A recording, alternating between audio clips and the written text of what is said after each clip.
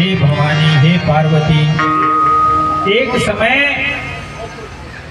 जो रावण और विभीषण, रावण और कुंभकर्ण, ये नाम आगे सुनने में आएगा।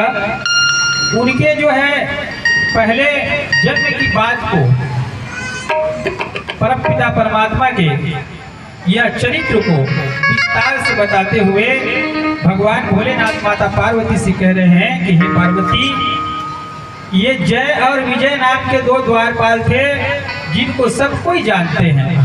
तो उन दोनों भाइयों ने ब्राह्मण संतादिक के ऊपर बड़ा अत्याचार किया और उनके शाप से असुरों का तामसी शरीर प्राप्त किया। क्यों तामसी शरीर प्राप्त किया? क्योंकि उन्होंने ऋषि मुनि महात्मा के ऊपर बड़ा ही अत्याचार किया।